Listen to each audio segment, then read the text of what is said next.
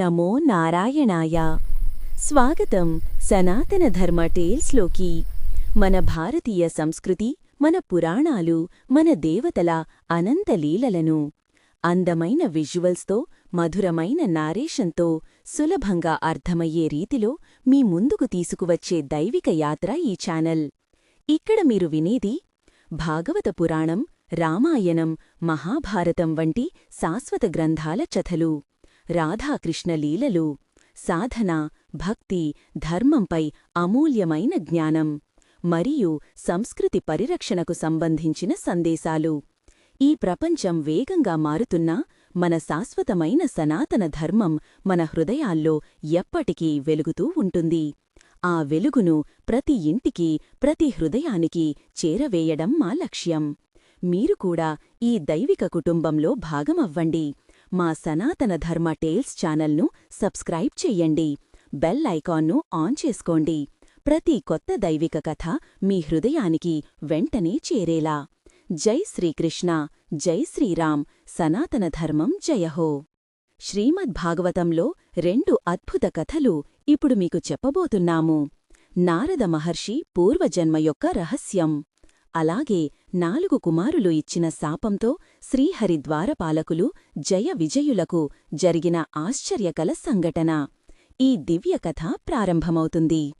ఓ చిన్న అనాథ బాలుడు, అమ్మా నాన్న లేని ఒంటరి జీవితం. ఒక ఋషుల ఆశ్రమంలో సేవ చేస్తూ జీవించేవాడు. కాని అతని హృదయం చాలా శాంతిమయం. ఆశ్రమంలోని యోగులు, మహర్షులు అతని మంచితనాన్ని చూసి దయతో ప్రేమ చూపించేవారు. ఒకరోజు అత్యంత పవిత్రమైన ఋషులు ఆ ఆశ్రమానికి వచ్చారు. వారి ముఖాల్లో వెలుగు, మాటల్లో శాంతి. ఆ చిన్న బాలుడు భక్తితో వారికి సేవ చేసేవాడు. జలము తెచ్చేవాడు, ఆశ్రమాన్ని శుభ్రం చేసేవాడు. వారి మహిమాన్వితత చిన్న బాలుడి హృదయాన్ని విశ్వాసంతో నింపింది. ఒకసారి మహర్షులు యజ్ఞం చేసి ప్రసాదాన్ని తీసుకుంటున్నారు. వారు ప్రేమతో ఆ ప్రసాదం కొంత చిన్న బాలుడికి ఇచ్చారు. ఆ పవిత్రమైన ఆహారం అతని హృదయంలో దివ్యమైన మార్పు తీసుకొచ్చింది. అతని మనస్సులో భగవద్భక్తి మొలకెత్తింది.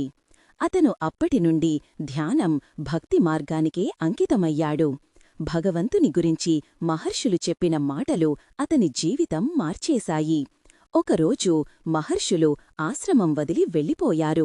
అతను ఒంటరిగా కాని భక్తితో జీవించసాగాడు. కాలగమనంలో బాలుడు తన శరీరాన్ని విడిచి వెళ్ళిపోయాడు.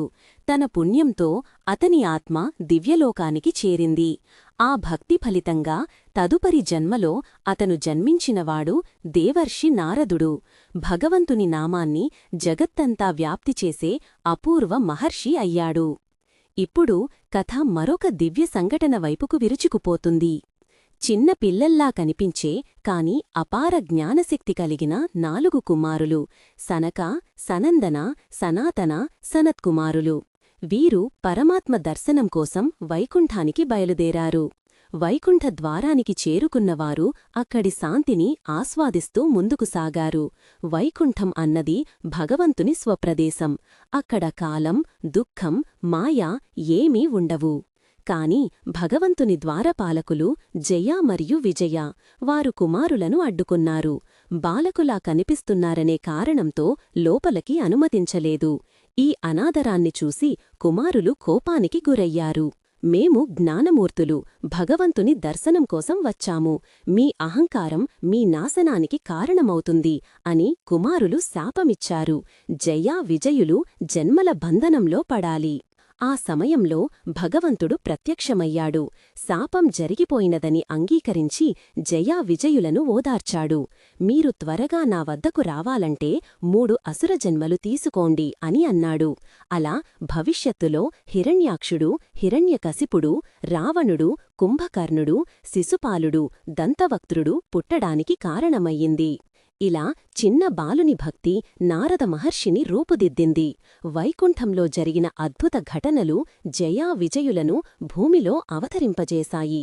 భగవత లీలలు అంతులేని విశ్వసర్వస్వం. ఈ దివ్య ఎపిసోడ్ నచ్చితే లైక్ చెయ్యండి, షేర్ చెయ్యండి. మరిన్ని మహాభాగవతం కథల కోసం సబ్స్క్రైబ్ చెయ్యండి. జై శ్రీహరి.